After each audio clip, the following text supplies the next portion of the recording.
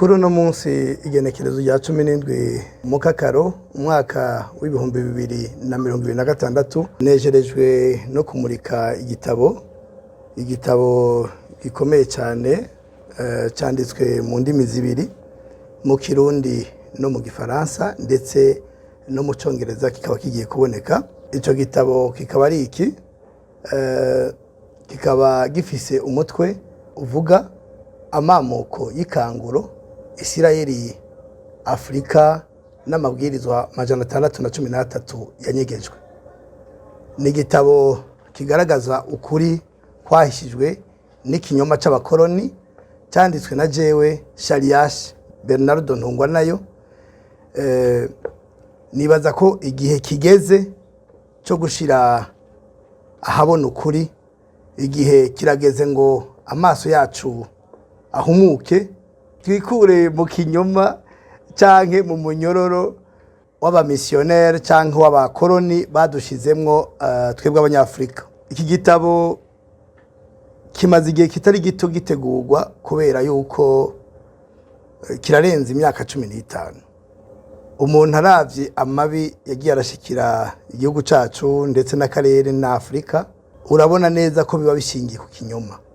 Ibi ni ibintu biboneka cyane no mu byo abo bakoroni biyandikiye bonyene, bakerekana yuko hazobaho igihe cyo kubesha abantu bagahindura amategeko kugira ngo bashobore kuducura bufuni na buhoro, bashobore kudukoroniza, bashobore kudusahura, bashobore kutwica twumva tubinezererewe.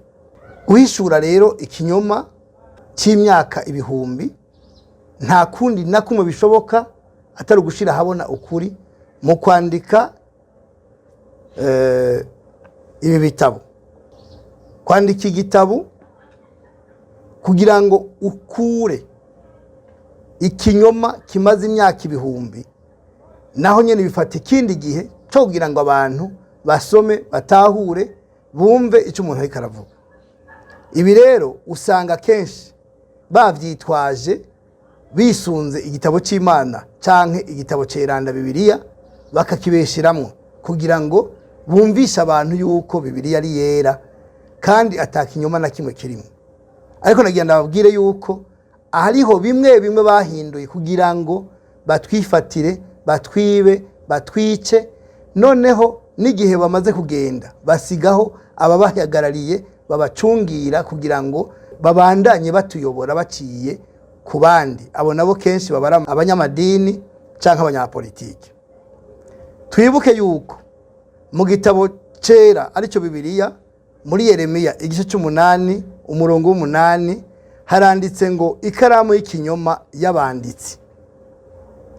Ibi ndashaka ko umurundi uwari we wese, umuntu wese aba mu karere k'ibiyaga binini, umuntu wese w'umunyafrika amenye ibi bintu.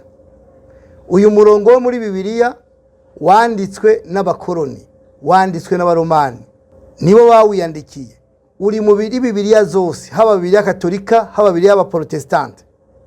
Bivuze ko ikaramu y'ikinyoma yaramaze kwandika ikinyoma, iragikwiragiza, ikinyoma kirakwiragira. Niyo mpamvu uyu munsi usanga abantu bicana. Iyi karamu rero y'ikinyoma y'abanditsi ivugwa muri Yeremiya mu gice 8 umurongo w'8, abapapa babiri, Nikola wa gatanu na Alexandre wa gatandatu, batanze uruhusha rwo kunyaga amatongo y'abanyafrika bakoresheje Bibiliya, bakoresheje amategeko aja gushirwa mu ngiro n'abakoresha iyo Bibiliya. Bakuyemwo amateka yo kwibohora, bakuyemwo amateka y'ukuri kugira ngo twame tubona ko kunyagwa no gutegekwa nabo ari byo dukwiriye. Muzobibona ko ahantu hose hari amasengero ya kera y'abakatolika n'ayandi amadini atandukanye, muzosanga afise ubutaka bunini cyane, amatongo manini cyane, kandi atacakoregwamwo. Ayo bihaye, biha aho bashaka babona heza, kuko bari bafise intumbero yo kunyaga abantu, yo kubababaza. Nigihe rero cyo gukanguka tukava mu mugera canke virus w'ikinyoma cishe imitima yacu, tukamenya ko amateka yacu yagoretswe n'abazungu kugira ngo bahishe uruhara rukomeye rwa Alkebulan. Iyo tuvuze Alkebulan tugomba kumenya ko Alkebulan ari igice kinini cyane uhereye mu byo uyu munsi bita Leva no kuvuga ibi bya Israeli, Palestine, ugashiramo za Lebanon, Liban y'uno munsi n'ibindi bihugu byinshi biri hariya, ukaza mbere no ku gice ca Misiri ariyo Egypt, kuza rero n'ikibabatije Afrika y'uno munsi, iyi dufise y'uno munsi, iyo yose yari Alkebulan. Tugiye mu mateka ya kera dusanga Alkebulan yari yagaburiwe abana babiri ba Noah, umwe ari Shemu undi ari Hamu. Hamu aza muri kibise Afrika, Shemu yari afise icyo kindi ca Leva. Bivuga yuko abantu abari bo bose boshaka kumenya ukuri batisunza amateka ya kera ngo bisunge ibijanye na science, biragoye yuko ukuri gushobora kumenyekana ngo abantu babe abizigwa ku Mana canke babe abantu bashobora kubana neza n'abandi. Inkingi za science zemeza ukuri ariko abantu ntibazemera. Hari inkingi zine zemeza ukuri kuriho kw'isi kandi ukuri ntabanduka. Inkingi ya mbere ni indimi.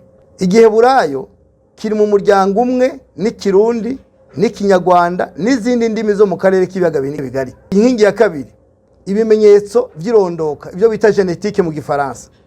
Amaraso, haplogroup, urudome E igiharuro rimwe, urudome B igiharuro rimwe, urudome B, ahuza abantu bo mu karere kacu n'Abisirayeli ba kera. Icyo ni ikimenyetso simusiga cerekana abantu abari bo. Inkingi ya gatatu ubushakashatsi bw'ivyanditswe n'ibimenyetso vya kera, ivyo bita mu Gifaransa archéologie. Ivyo navyo ni ibimenyetso simusiga vyerekana abantu abari bo n'ico bapfana. Ibisigazwa vya kera vyerekana ko Afrika canke Alkebulan ariyo soko y'ivy'Imana byose byagoretswe. Kuvuga ngo umuntu avuga ivy'Imana ntagomba gusiga inyuma Alkebulan.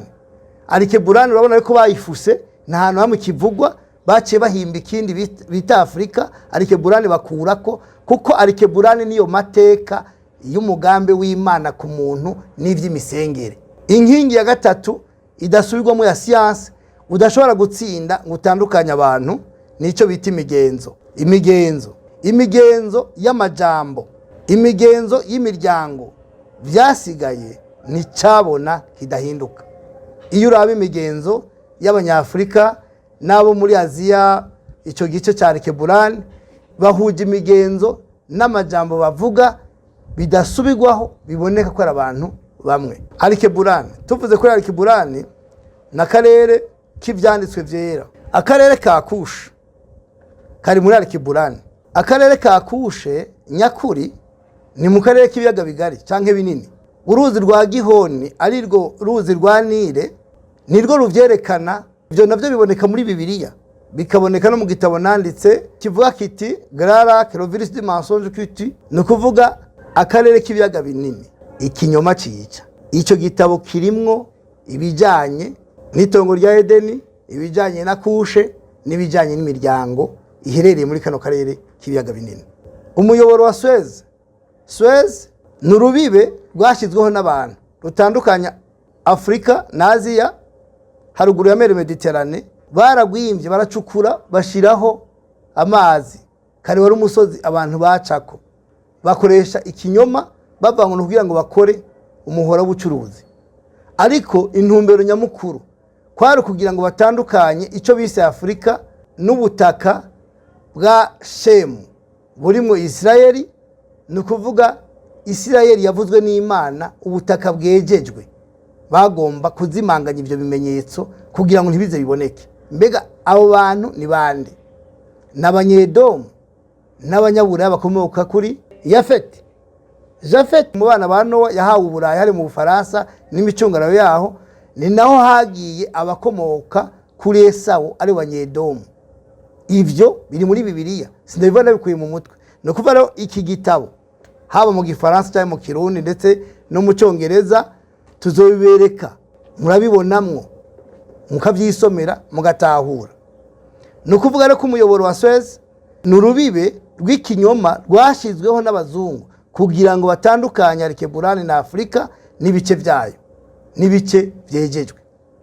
Ibi bintu biteye ubwoba ko byerekana uburyo twibwe amatongo n'amateka mu buryo bwateguwe n'abakoroni bakoresheje idini n'ubuhanga bw'ikinyoma bwashize amateka ahandi ataraho yabereye. Amateka y'ukuri barayimuye bayajana ahandi. Mat na Mitzvot, amategeko y'akaranga. Inyigisho za Mat no kuvuga ukuri, ubutungane no kuringanira cyangwa uburinganire. Iyi yakoreshwa mu Misiri ya kera, ni nayo soko y'amategeko ya Tora, ariyo mategeko 613 nababwiye yanyigejwe. Hanyuma ayo mategeko 613 yitwa Mitzvot si ibintu bishasha, ni migenzo y'Abanyafrika yari isanzweho kuva kera mu Misiri yarakurikizwa. Ibi birerekana idini rya Kiyahudi ryakuwe mu migenzo ya Afrika mu bijanye n'isano, ubutungane n'imibanire. Hanyuma abazungu bararihindura kugira ngo bashireho iridukandamiza, badukure ku isoko ry'ukuri. Tugomba gusubira ku isoko ry'ukuri byanka bikunda kugira ngo tubeho amahoro, dushobore kuvyara, turere, dukuze, dutunge, dutunganirwe, dutere imbere. Atari uko ntibishoboka. Dutegerezwa gusubira ku isoko ry'ukuri. Umunyafrika wese, umuntu wese aba mu karere k'ibiyaga binini, umurundi wese akumva ko agomba gusubira ku isoko ry'ukuri kugira ngo dushobore kugira amahoro arama. Ubutungane n'imibanire y'imiryango. Iki gitabo kirimwo ibijanye n'ubutungane n'imibanire y'imiryango. Ko ntivyumvikana ingene imyaka yose hama habaho ubwicanyi. Abantu barasenga, abantu baragenda bagatora umukuru w'igihugu, hari za demokrasi, ariko abantu bakama bicana. Ntivyumvikana. Mu byo mbamwe byo kugwanya ihonyabwoko mu Burundi mu karere k'ibiyaga binini, iki ni inkora mutima cyane. Ni gute abantu bobana neza ntibicane? Amategeko ya kera yaragukingira abapfakazi, imfuvyi n'abanyamahanga mu buryo bukomeye. Itegeko rya Jibire yari iryo gusubiza amatongo abanyagihugu kugira ngo ntihabeho abaronka byose n'abandi bicwa n'inzara. Uravye umuzo w'amadini amwamwe usanga yaza akafata amatongo meza akayatwara atashagiye kuyamaza. Uravye abategetsi bamwe n'uyu munsi, muhere kuri Petero Nkurunziza, nta komine nimwe adafise mu itongo. Muhere kuri Valentin Ndayishimiye, yanyaza amatongo abantu birigo bararira, n'imanza zarabuze ikiyaca. Abagenerale bari mu gihugu bivye amatongo y'abantu barayigarurira. Ibyo si mu Burundi gusa, n'ahandi henshi muri Afrika usanga bagiye ku butegetsi bigarurira amatongo y'abanyagihugu, bakitagarurira amatongo ya leta. Ariko ubundi muri Jibire, mu gitabo ca Jibire canke mu mategeko ya kera, abategetsi bagwanira ahubwo ko abanyagihugu babona amatongo y'ukurimamwo kugira ngo bashobore kurima bimbure ntibicwe n'inzara. Uyu munsi rero byose bikumirako. Ni nkuko usanga n'abakuru b'amadini nabo bikumirako imitungo y'idini aho gufasha imfuvyi n'abapfakazi nkuko birivuga. Ibi rero ni kibazo gikomeye cyane. Iki gitabo nanditse navyo birimo. Ibi biratandukanye cyane n'idini ry'ubu rishira imbere amaturo cyangwa ituro n'icacumi, rikibagira ubutungane n'imibereho y'abantu. Uravye ibera mu masengero uratwenga ukuma. Ni gute idini ritoza amaturo cyangwa amashikanwa n'ivyacumi rifise abakene bapfuye babuze ivu, rifise abana batiga ntiho ribishurire, rifise abapfakazi batagiraho baba ntibabubakire? Ayo mafaranga ajaye, icyo bayakoresha bagikurahe? Icyo bakoresha ayo maturo n'amafaranga bakoresha y'ivyacumi bagikura he muri bibiri akataho kiri arayo gufasha abantu? Kera icacumi cyafasha abatamvyi, kuko umuryango w'abatamvyi ntiwagira amatongo, kugira ngo abatamvyi bashobore kubaho abakene bashobore kubaho bifashisha icacumi catuwe mu vyeze vyaje ku mahema. None uyu munsi ivyacumi bijahe bikora iki? Babihinduye ryari? Bahawe uruhusha nande? Ni Imana yababwiye ko Imana idahinduka. Ibi bintu navyo bifise ikibazo, ari ikibazo kinini, gifise idini, gifise igihugu. Kubera iki ibihugu bireka hakaba batwarira mu gihugu kandi baserukira abanyagihugu, umukuru w'igihugu akigwana n'abanyagihugu? Ni kubera iki abakuru b'ibihugu ba Afrika bareka amadini akiba abanyagihugu, akayovya abanyagihugu kandi ari bo babajejwe? Iri jambo ry'Imana ryo Bibiliya duhereho ryahereye muri Isirayeli. Nta hantu na hamwe tubona ijambo ry'Imana cyangwa ubutegetsi bw'idini butandukana n'ubutegetsi bw'igihugu, kugira ngo ubutegetsi bw'igihugu bureke amadini ava yanga ibi bintu babikurahe. Ariko batera ubwoba ngo bakoze kuvyera. Oya, ntabwo ivyo biva ku Mana. Niyo mpamvu mvuga ngo abategetsi bakwiye gushiraho inama rusange, inama zihamagarira amadini bakaja hamwe bakababaza ibyo bakora. Uwabibatumye yabatumye ko babikora gute? Iburaya ahaje hava idini, abapadiri basaba akazi komine, batanga raporo muri komine. Kubera iki muri Afrika bitoba nk'uko? Bafise Imana ya Afrika, abandi bafise Imana y'Iburaya, bafise uko bakora bitandukanye. Turakwiye kwikubita gashi, turakwiye gukebura abakuru b'ibihugu ba Afrika, turakwiye kubabwira ukuri, turakwiye kubaha ivyandiko bakabisoma bakamenya yuko ataco bakorera abanyagihugu mu kubatabara amadini nibo baba bahevye, kandi kubaheba kwabo kuzotuma ariho nyabwoko ntizopfa riheze, ari terambere ntizopfa rije, kuko haberamwo ububeshi n'ubusuma bikabije biteye ubwoba. Nibaza ko ivyo mvuze vyabayeho kubera guhindura amategeko y'amadini.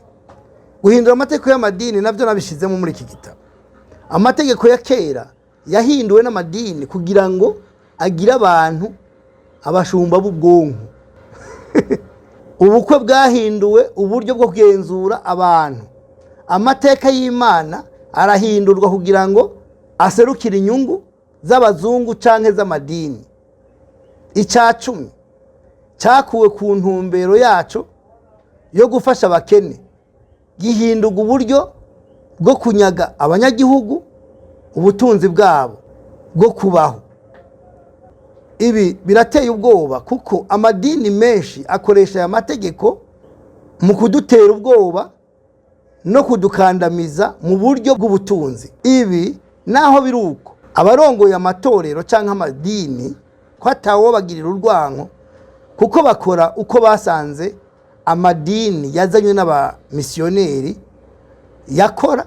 Uko basanze rero ayo madini yazanywe n'abamisiyoneri akora, niko nabo bakora uyu munsi. Ariko rero ibi bikwiye guhindurwa, leta ikabigiramwo uruhara rwo gutanga intumbero y'amadini n'amatorero. Ibi rero nta wovuga ko amadini n'amatorero atandukanye na gato nuko abakoroni bifuza kutuyobora.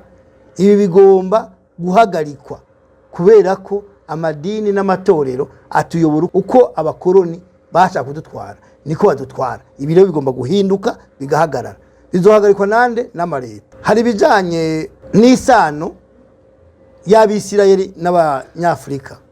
Abisirayeli n'Abanyafrika no kuvuga Afrika no munsi tuvuga.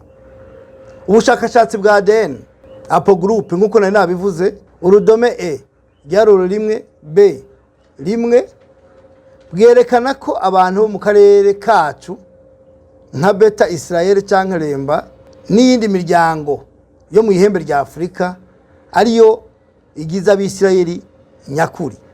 Isano riri hagati y'indimi z'Ababantu n'Abanilotike n'Igiheburayo si impanuka. Ibi bintu birahamura ndabizi, biratera ubwoba abavyumva, biratera ubwoba abagerageje kubizimanganya ngo ntibizomenyekane, kuko byerekana ko abantu benshi bo muri Afrika bafise inkomoko y'ubutore yibwe n'abazungu kugira ngo badusuzugure, batwite abapagani, kandi ari twebwe soko y'ukuri twatoranijwe n'Imana. Cheikh Anta Diop ni umunyasenegal, asuca bivuze ko mu bitabo yanditse no mu mateka yanditse muri Afrika,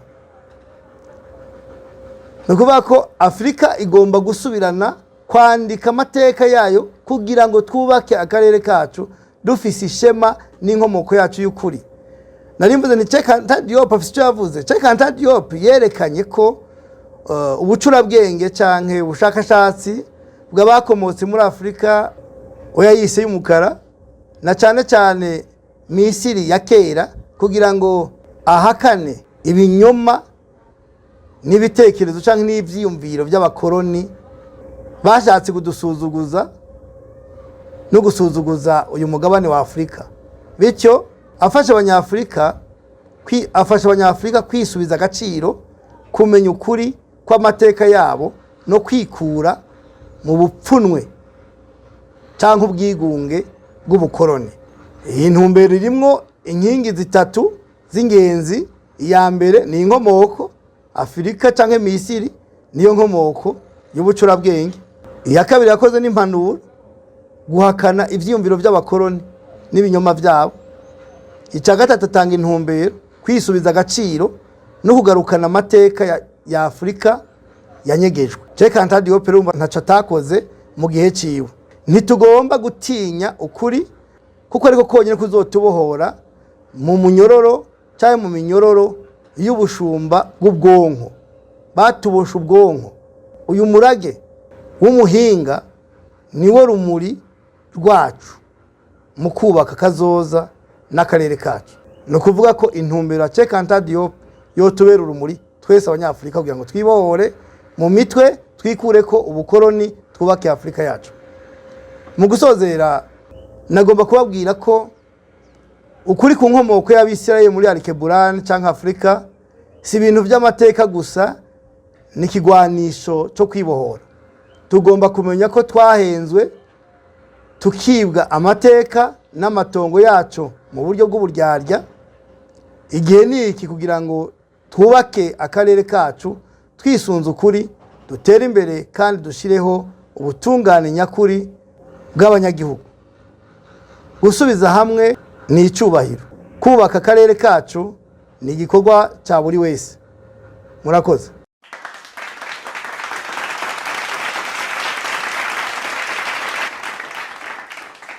Reka mbanze ndamutsa bariko baratwumviriza bumviriza radio televiziyo y'Inkenzo ijwi ry'ibiyaga binini. Je mwumva di Jean Christophe Mugisha sharia shinungwa nayo. Mbega iyo umuntu mvise ivyo tubwiye ni byinshi cyane kuvyerekeye Alkebulan, twebwe tuzi nka Afrika ariko twavutse yitwa, tubwira ku bakoroni, tubwira ku madini, tubwira kuri byinshi cyane bigiye bitandukanye.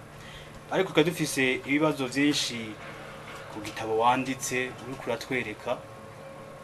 Mbega kuki amamuko y'ikangura? Kuki wahisemo kucita amamuko y'ikangura?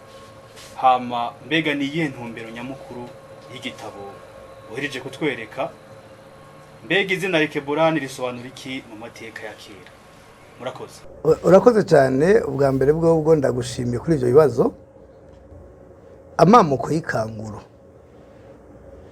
tukavuga Isirayeli, Afrika n'amateka 613 ni ikibazo cy'ingenzi abantu benshi badashobora gushoboka bamenya.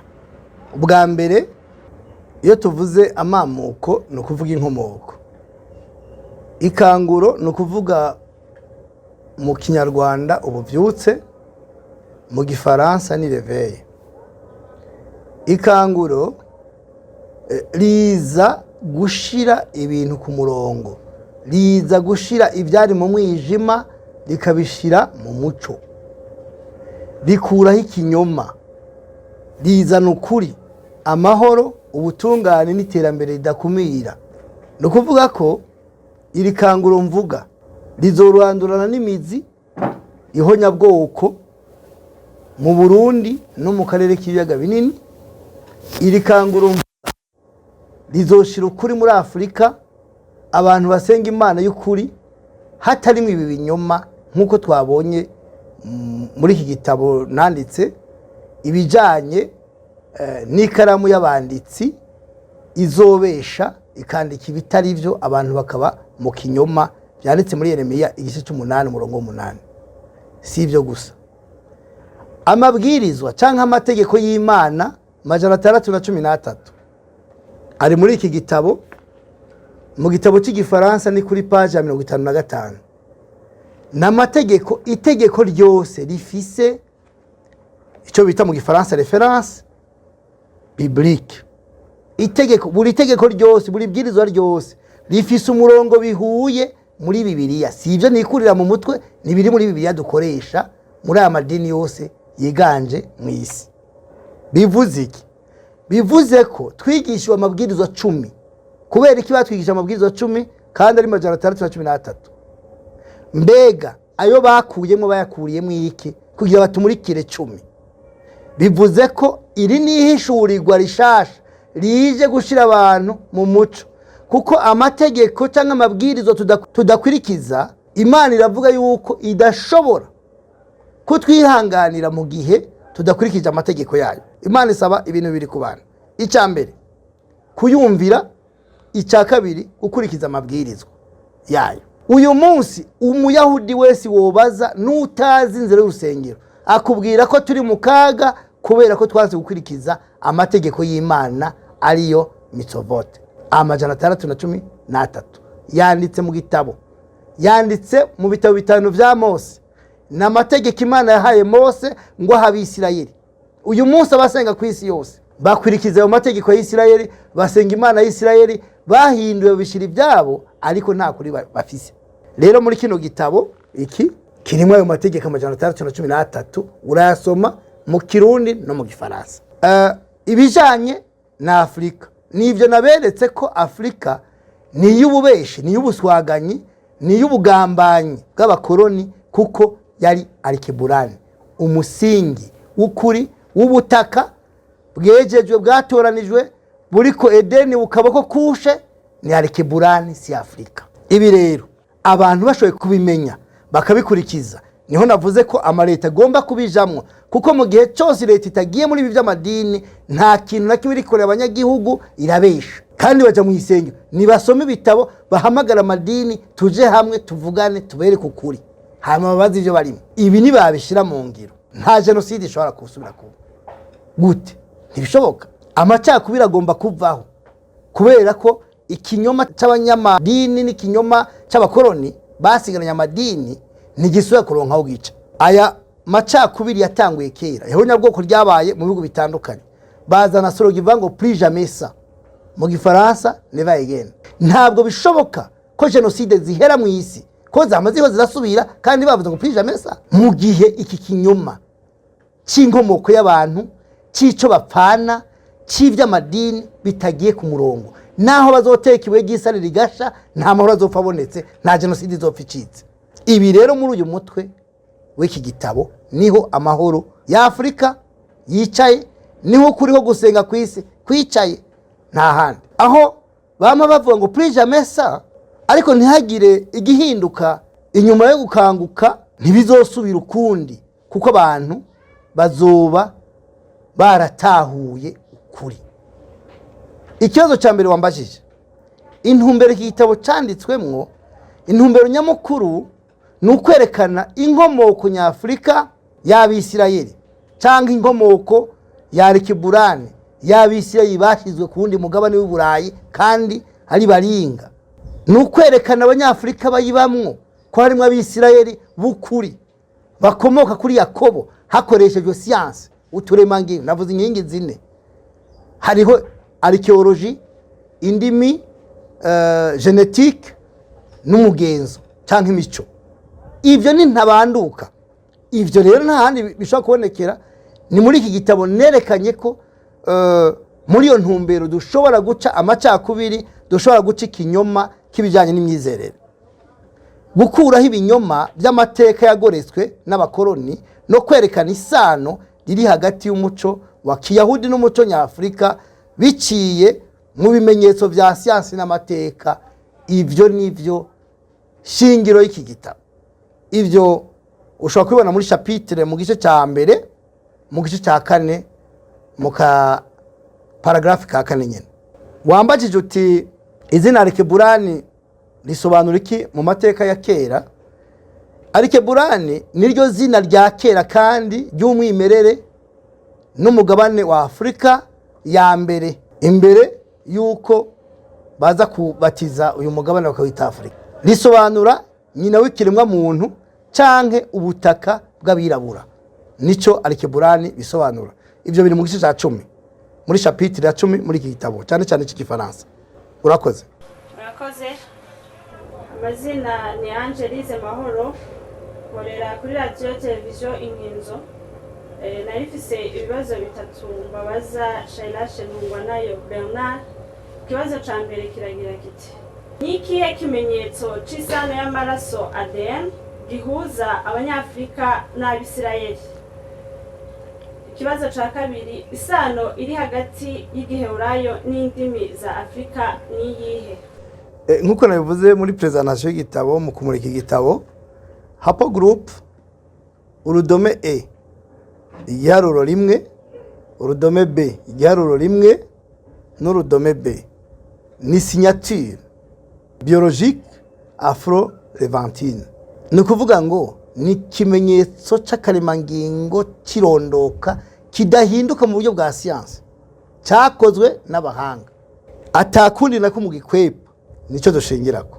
Iki kimenyetso kigaragaza cyane mu banyagihugu ba Afrika y'Uburasirazuba, no kuvuga East African Community. Abamaze gukora test ADN yo gushaka kumenya bavyara babo bafite uturemangingo muri Afrika y'Uburaruko, abakoze iyo test ADN ndetse n'abanyagihugu ba kera bo muri Leva, kuko nababwiye hari muri za Israeli, za Syria, za Lebanon, yo Libani uno munsi, abakoze benshi amatest ya ADN basanga uturemangingo badufise. Aha rero muri iki gitabo reference ni muri chapitre ya 2 ku rupapuro rwa 15 no muri chapitre y'umunani kuri rupapuro rwa 116 na chapitre ya 10 kuri page ya 139 niho bisanga. Ku kibazo c'isano iri hagati y'igiheburayo n'indimi za Afrika na nabivuze, igiheburayo ni ishami ry'indimi zizwi nka Afro-Asiatic. Igitabo rero kirerekana ko amajambo menshi y'igiheburayo afise imizi mu ndimi za kera za Afrika canke za Misiri. Ivyo navyo biri muri chapitre mu kigabane ca 4 kuri page ku rupapuro rwa 29 no mu kigabane ca 8 naho nyene ku rupapuro rw'117. Murakoze. Nitwa Kaneza Queen Bella, aba nkorera radio televiziyo Inkinzo. Nkaba narifise ikibazo nifuza yuko muduhaho umuco, aho mwavuze kuri mate. Mbega mate isobanura iki kandi ifise isano ki n'amategeko ya Mose? Hanyuma ikindi, nikihe kimenyetso c'ubumenyi bw'isi gihuza Bibiliya na Afrika? Hanyuma kandi nashaka muce muduha n'umuco mwavuze kuri Kushi. Agace ka Kushi kavugwa muri Bibiliya gaherereye he mu buryo bw'ukuri? Murakoze. Shariash Bernard. Mate ifite ibisobanuro bikomeye by'ihame ry'ukuri, ubutungane n'uburinganire. Kuringanira kw'abantu, ibi imubona bazanye byo ko ngo umugore ngane n'umugabo ngo bagire uburinganire. Ibi nibi mu ihame rya kera rya Misiri, aho abantu bagomba kungana imbere y'amategeko, hanyuma kandi buri muntu wese agahabwa ubutungane cyangwa ubutabera mu Kinyarwanda, kandi hakakurikizwa icyo bita ukuri mu bintu byose. Ni hame rero, mate ni hame nyafurika, no bakora nyafurika cyangwa ya Alkeburani ryo kuzana ukuri, ubutungane no kungana n'uburinganire. Nico gituma muri iki gitabo narerekanye amategeko 613 Mitzvot ya Mose ko afise inkomoko n'isano ya hafi y'amahame ya Misiri canke ya mate yo mu Misiri ya kera. Ibi ni bintu ushobora gusanga mu kigabane ca 5 muri iki gitabo. Kukijanye n'ubumenyi bw'isi, geography, ikimenyetso cy'ubumenyi bw'isi gihuza Bibiliya na Afrika, nta muntu n'umwe atabizi yuko Abisirayeli arabirabura, haya baravyigirisha. Nta muntu n'umwe atazi yuko Afrika ari Alikeburani ariyo yatowemwo isi, yatoranyijwe n'Imana ikayishiraho umukama Kristo Yehoshua Hamashiya, akaba ari haza kwerekanira mu isi ko ariho yakoreye umuntu wa mbere. Ibyo byanditswe mu gitabo birerekana muri Bibiliya aho umuntu wa mbere yabumbiwe. Nibazo biva muri kibazo kindi wamaje nyuma. Nukuvuga ngo amasoko y'uruzi rwa Nile cyangwa isoko ya Nile ariyo Gihoni, muri Bibiliya ivuga ko uruzi rwa Gihoni rukikuje igihugu cyose cyakusha. Nimba Bibiliya ivuga ko Gihoni ari kikuje kusha, none Gihoni iri nibijuju ku buryo muri Bibiliya atari gushiramo Nile. Ubundi bahinduye iryo zina kubera iki? Kubera iki bagise Nile? Nubwo ntimumenye ukuri. Nile kuri ntiri wabo iraho bashaka babanje kutwica. None Nile rero ikikuje kusha. Mbaza nkubaza, genda mu gitabo Crise d'identité, le virus du mensonge kiti muri Grarac. Icyo gitabo kirahari. Ubundi ibitabo ndiko ndababwira ukeneye igitabo wese kiri mu byo nanditse aje kuri Afribooks. Wewe akaburungu Afribooks akaburungu org. Ibitabo birahari usome.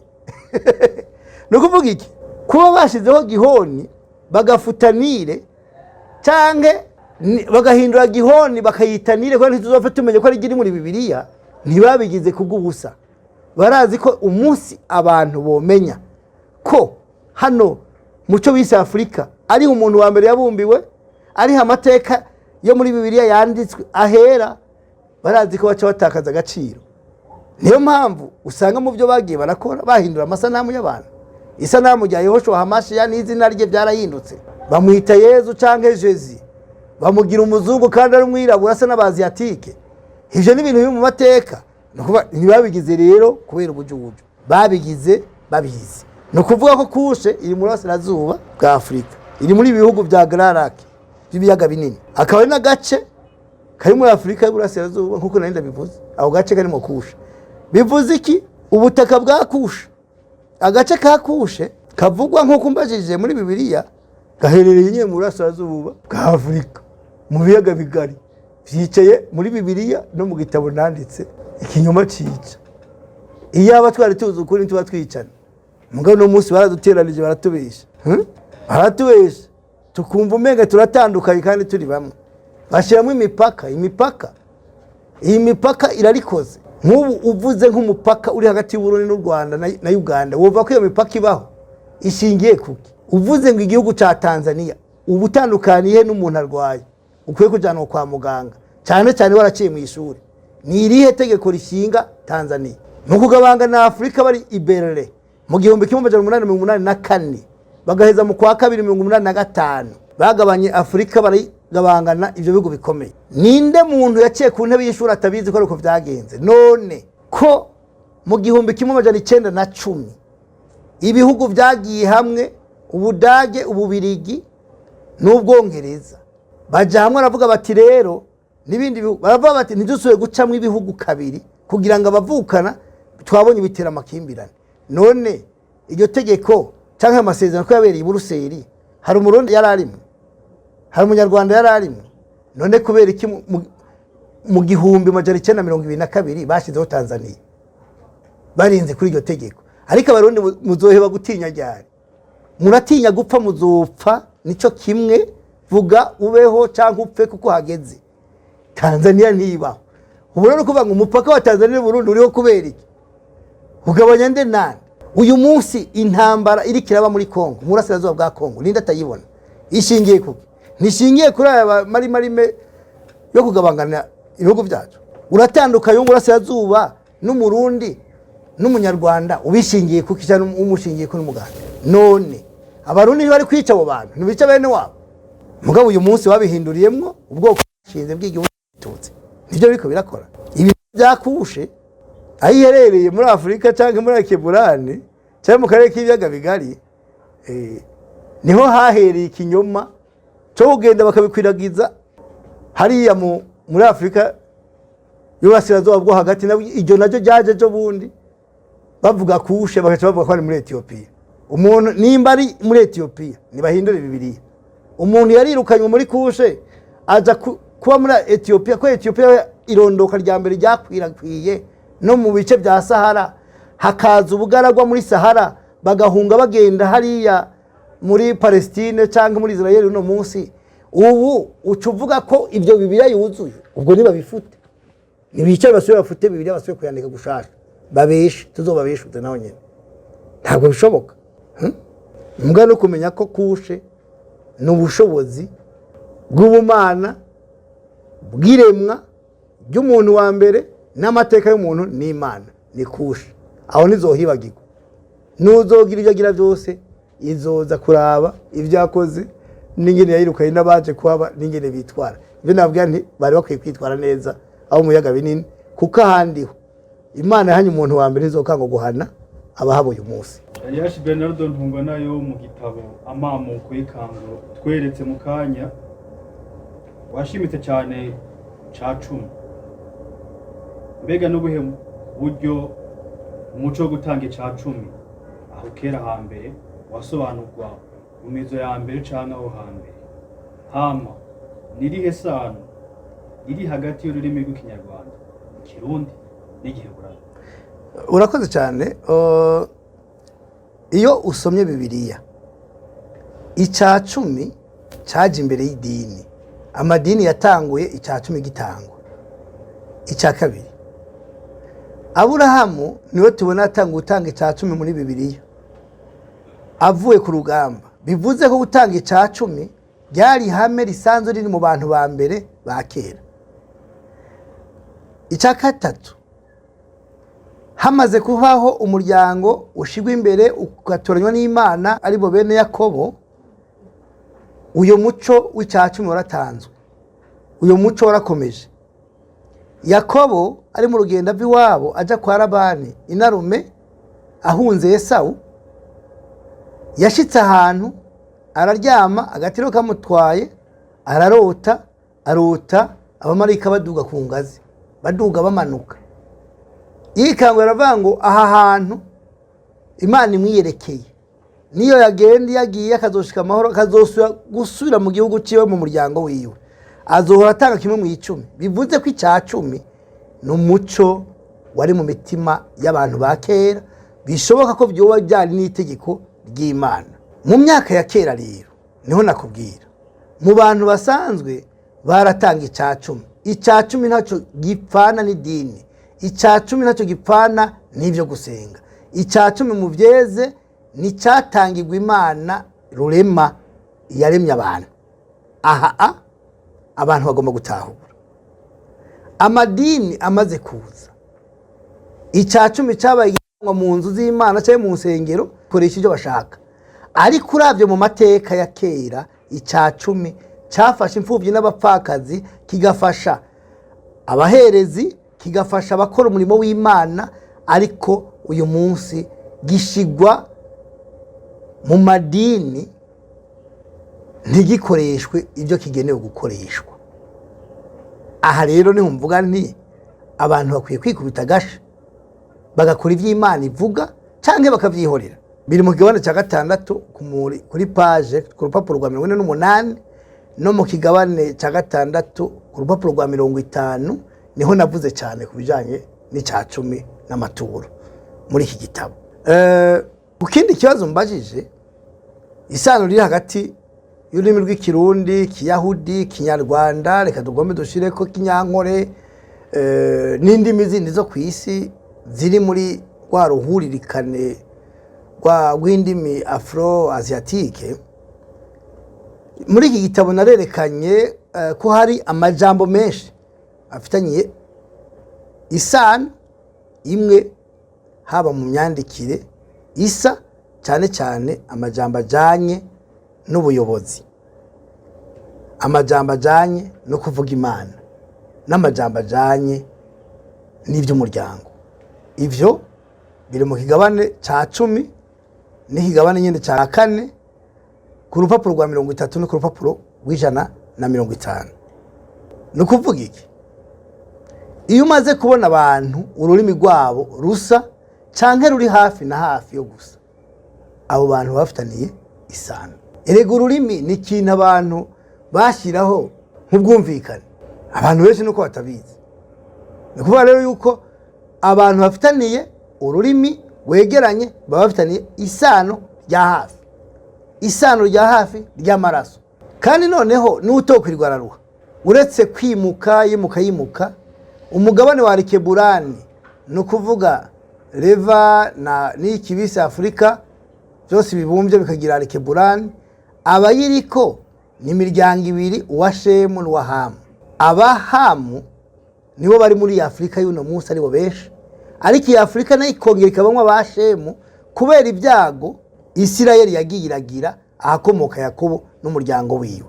Iyo tuvuga kandi umuryango, mugomba kumenya ko na Isirayeli ubwayo ifite imiryango 12, imiryango 12 ikomoka kuri Yakobo.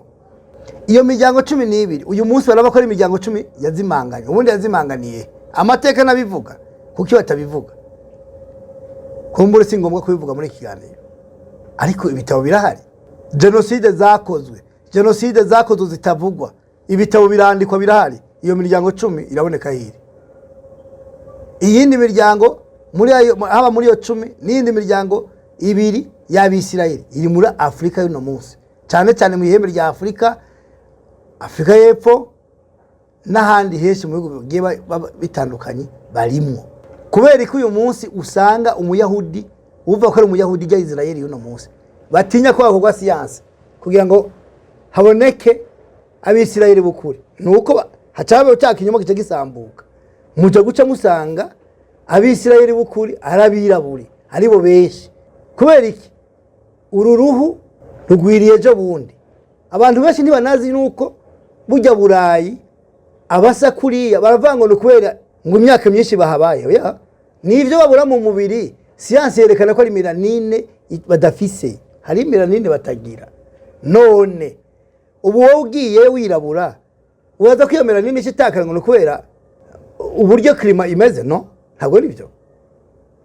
Iyo usomye mu gitabo cy'Itanguriro ukaraba Nowa uko yavutse asa ntiyasa n'abandi bico gihe. Bivugwa ko se yamutaye agira ubwoba ata umugore ata n'umwana aja kuraba se wiwe ari we sekuru wa Nowa, amubwira ibyabaye ku mwana uko umwana yavutse asa. Ivyo biri muri Bibiliya, nta namwe avyigisha mu rusengero, nta namwe uzogera uvyumvise mu rusengero ivyo urukoba rwa Nowa. Kubera iki? Bikuraho ikinyoma babesha. Ica kabiri, mu bana Nowa yavyaye 3 ntabwo bose basa. Uwasa nawe Jafeti niwe yasa na Nowa, uwo niwe yashizwe i Burayi, niwe abazungu bakomoka ko bita abazungu nibera. Oya, bafite urujya ruhu rumeze kuriya. Jafeti nimba ari uko yavutse daskwije uturemangingo.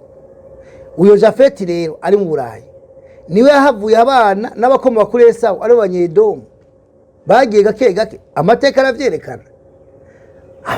Ugira bose barera babayo. Oya, ivyo ntawo bitinda, ntawo bandanya biharira ko nta nakamaro biduha. Mugabo Hamu na Shemu bahawe Alkeburani n'abirabure. Ababa muri ivyo bice uragenda urabe Abahindi n'Abarabu ko basa, uruhu rwose kuri ariko ntigoba umweru kuriya. Bari abafite umweru kuriya, abera kuriya, basa kuriya, n'abakomoka kuri Yafeti. Yafeti rero niho abazungu bakomoka. Niko amateka avuga. Murakoze. Sharashe Nungwa na Bernard, nubuhe butumwa igitabo gitanga kubijanye no kwibohora mu ntekerezo? Ubutumwa iki gitabo gitanga, Abanyafrika bagomba kumenya amateka yabo y'ukuri, bakemera ko ari bo nkomoko y'umuco n'idini by'isi, bakamenya yuko amadini yose yo kw'isi yubakiye kuri ayo mateka y'Abanyafrika ari bo birabure, aho gukomeza kwemera amateka yagoretswe n'abakoroni. Ivyo biri mu gitabo, muri iki gitabo mu gice cya mbere bagomba kumenya ivyo. Umugera w'ikinyoma wica Virisiti Masonje Kiti uvuga muri iki gitabo usobanura iki? Urakoze. amateka n'ikinyoma cyangwa ibinyoma n'inyigisho z'ibinyoma abantu bose bamaze gupfa kuri uyu mugabane wa Afurika, abantu bamaze gupfa mu Burundi, abahitanywe n'ihonyabwoko mu Rwanda 1994, aba ariko baricwa muri Kongo, ibi mwumva ku maradiyo hirya no hino bibumbiye hamwe bakoresheje amateka y'ikinyoma. Reka ndababwira, ninde atarabona Varisito yikoreye umusaraba ntawe utemberana nk'ubu bakorera Yesu cyangwa Yehoshua Hamashi? Tshisekedi ntawe mwamubonanye? Abo bantu niba bariko bereka abayo bayoboye ko ari abakirisitu, ko ari abantu beza, ko ari abantu b'Imana, kubagwanije abagwanije Imana. Nicyo bivuze ikinyoma, Loviris, umugira w'ikinyoma. Nukuvuga ngo inyigisho z'ibinyoma zakwirakwijwe muri ibi bihugu, zakwirakwijwe muri Afurika, nizo zituma turangira dupfa. Nsobanurira, uje ahantu habaye ihonyabwoko, reka tuje mu Rwanda. Mu Rwanda habaye ihonyabwoko, abantu bakicirwa mu masengero, abantu bakicwa n'abapadiri, abantu bakicwa n'abapasitori, abantu bakicana baririmbana. Uburambwira ngo izo se nyigisho z'ikinyoma virisi imigera. None mwaza ko iyo migera izokugwaho no gusenga? Oya, ntabwo iyo migera ikugwaho no gusenga, ikugwaho no guhana, ikugwaho no kwigisha n'abantu kugira ngo bahebe gukurikira inyigisho z'ibinyoma. Jewe uyu munsi sinumva impamvu aya madini abandanye yigisha ikinyoma bakayareka. Ndavuga abakuru b'ibihugu cyangwa nabo nyene ntibatahura. Niba badatahura Imana izobahana, kuko yabahaye kuyobora abantu kugira ngo babiyumvirire, babarabire ibibabera byiza. Kuba rero batabiraba ngo babikore uko bibereye, Imana izora kubahana ngo navyo bazi. Kwandika igitabo nugira ngo duhugure, twigishe abo bategetsi b'ibihugu byacu bya Afurika no mu karere k'ibiyaga binini kugira ngo bafate inshingano zabo. Uyu munsi abana b'u Burundi bariko baragwa muri Kongo bazirike. Uburundi burungika abana b'u Burundi kugwa muri Kongo kubera iki? Uno munsi uvuze ngo imbonera ko bushatse kuvuga iki? Zibona kure na hafi naho zibona. Tshisekedi hari abantu mutwenza barakubesha ngo barakwigishije cyangwa bashizeho amashuri. Ayo mashuri ugasanga nta kintu na kimwe yamaze. None abicana ntibize, abategura izo nyigisho zo kwicana, abategura ihonyabwoko ntibaciye mu ishuri. Ishuri bize bagize bababwira ati mugende mwica abantu. Kuki babikoresha? Kuko uyu munsi bandanya biba. Ntabwo bishoboka. Nibyo nababwira, plus jamais ça, never again. Ntishoboka kubw'amasoroga. Hateza ku nyigisho z'ukuri, gusambura ibi binyoma bipfuye amaso. Abantu bakambara amakanzu, bakambara ingofero. Niyo mpamvu naseze nkavuga ngo kuva nshize habona ukuri gushingiye ku ijambo ry'Imana ry'ukuri ryo kumenesha ibi binyoma, ibijanye n'amasoroga y'amatitre bivye muri Israeli. Singomba kuyitwa intumwa y'Imana cyangwa intumwa mu bantu ishingiye ku ijambo ry'Imana cyangwa ishingiye ku Bayahudi ni Shariyashi, niyo nitwa apotre nirihimbano y'Abagiriki bagomvye risa na Shariyashi, barikomerezamwo mu Baromani. Aho sindiyo nasezeranye nabo. Nibaza ko mu minsi itari myinshi abo tumaze igihe twigana canke duhugurana, igitabo kizoja habona cerekana amabi n'amanyanga yakozwe muri ibi vy'iyobokamana cyo gusenga. Hanyuma niho muzobona ko nabo biyamamuye kwitwa iby'ibinyoma, bitwa ku bintu vyitwa. Niyo mpamvu Yehoshua Hamashiya ariwe Kristo, ariwe yahimbye izina rya Yesu na Jesus, ntawe ubyanse kubimwita kuko barabimwise. Ibyo mwita byose ntaca hinduka, icyamuze ntigihinduka. Kristo yaje kugira ngo tubone ubugingo, yaje kugira ngo abatakomoka kuri Yakobo atari Abisirayeli bakizwe babone ubugingo. Ariko bavyanse nta kundi. Ijambo ry'Imana bakuye muri Bibiliya mu igitabo ca Enoki kiravuga neza ko mu gihe abana ba Isirayeli bazokwemera bakurikiza amategeko y'Imana kwizoza igahana abanyedomu. uwumpinyuza aje muri Zaburi, sinanditse igitabo y'ijana na 37 umurongo w'9, uzokubita abana benshi ku rutare ba Edomu azohabwa umugisha. Nije navyanditse, ni ukuvuga ko nabo barazi ko bazokubitwa ku rutare bagahondagurwa, Imana izobahondagura nkuko nabo baduhondaguye. Ibi rero batinya kwibahondagura, niyo mpamvu baduhishije ari amategeko 610 kugira ntituyumvire ntituyakurikize, kuko niyo twayakurikiza ni rupfu rwabo. Icya kabiri, kuba Abisirayeli barashwiragiye inyuma yo kubomora urusengero rwa Yerusalemu n'izindi ntambara zagiye zibayo n'akarengane, byari byaravuzwe ko igihe cyose Abisirayeli batazokurikiza amategeko y'Imana, Imana izobaheba, bazokwangara. Byarabaye.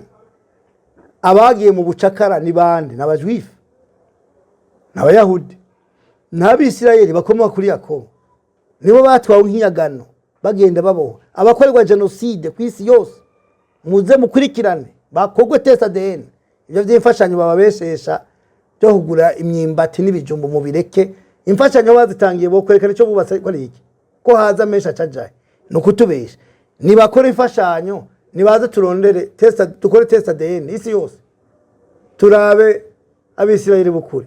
Abisirayeli bukuri aho baba bafise ugwanko bankwa n'abanyaburaya, bakabica bakabakorera ihunyabwoko, bakabakorera itoteza. Nuko bimeze. Ushaka kumbeshuza aza n'ibimenyetso bya siyansi, ntaze kuvugisha amajambo gusa. Oya, ibyo ntitugomba guharanira kuba Abisirayeli baje kuba muri Isirayeli, aho turi haradukwiye, ariko nanone ntaho twambura icyo turi. Noneho kira n'utari mu Isirayeli kubw'amaraso, araba mu Isirayeli kubwo kwakira Kristo nk'umwami n'umukiza, yarabivuze. Kubera iki ibyo Kristo yavuze bitanditswe mu byo bise Nouveau Testament? Isezerano rishasha n'iryi, nta sezerano rishasha ribaho, hari isezerano rya Kristo. Ibyo yaje gushitsa mu isi, abazomwizera bakamera bakabatizwa bazokizwa, bazoba abana b'Imana. Yavuze amajambo menshi y'ibyo tugomba gukora. Hari incuro abantu bagomba gusenga ku munsi, biranditswe mu gitabo cyanditswe mu rurimi rw'Igigezi kiri muri Ethiopia, cyarabonetse. Turagise natwe ibindi byo kubesha bigomba gucika. Murakoze. Shariash Bernardo, narifise ikibazo ca nyuma shaka kubabaza. Nubuhe buryo igitabo gisaba abanyafrika gutwitwara nyuma yo kumenya kuri muri cyo? Uretse igitabo n'akamo kanje bwite, namwe bigira turi kumwe, murabona ko nta kandi kamo canke indi ntumbero atari ugusaba ko abanyafrika bokanguka bakagaruka ku muco wabo w'umwimerere, kwiga amategeko yabo ataguritswe, no gukoresha uwo murage mu kubaka Afrika ariyo Alkeburan nshasha ifise iteka n'itekane n'ubuyobozi bushingiye ku kuri, ubutungane n'ihame rya mat ariyo kuri, ubutungane n'uburinganire. Murakoze. Reka ndabashimire mu mwese mwitabiriye rimwe kwa gitabo yaba na Shariash Bernardo Ntungwa nayo. Ese nshimire namwe mwese mwumvirije kino kiganiro. Reka ndabarakira mwebwe mwese rero gukwiragiza kino kiganiro, aya makuru mumenye, ntimuyiherane namwenyene, mukore share ndetse like ndetse na commentaire, mwandikire ibitekerezo byanyu, ivyiyumviro byanyu ngaho hasi muri commentaire. Kubashaka kino gitabo ndetse n'ibindi bitabo byinshi cyane byo gufasha, ja kuri wewe akaburungu afribooks.org niho uza kubisanga. Mwakoze kuba natwe, nimugire aho mubahwe.